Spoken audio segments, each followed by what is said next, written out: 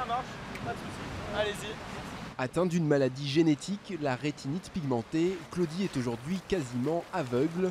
Pourtant, il s'apprête bien à aller surfer. Ah, ça va être tranquille. C'est pas trop gros en fait, il n'y a que des moules, ça va être peinard, il n'y a pas trop de courant apparemment en plus. Et l'eau est super bonne en plus. Là c'est parti pour un tour.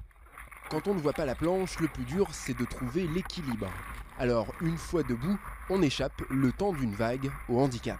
Un sentiment c'est une sorte de liberté où je fais un sport ou une activité du moins qui n'est pas adaptée aux personnes malvoyantes.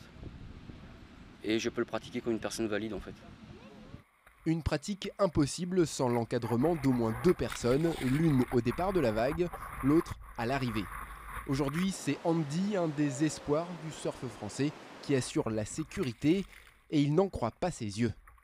Mais ce qui m'a étonné, c'est avoir les repères en fait dans l'eau parce que c'est pas évident. Je m'imagine surfer avec les yeux fermés, en fait, t'as pas de repères, tu sais même pas te retrouver où t'es dans l'eau, quoi. Où est le sable, où est l'océan, donc ça c'était déjà énorme. Laurent, qui joue ici les commentateurs pour une compétition de surf, est le président du Lacano Surf Club.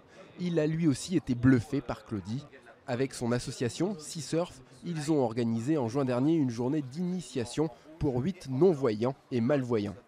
On a vécu une journée, on va le dire, exceptionnelle, parce que ça a été un échange entre des moniteurs de surf qui découvraient le handicap visuel et des gens qui n'avaient jamais, pour certains, mis les pieds dans l'eau, en tout cas à l'océan.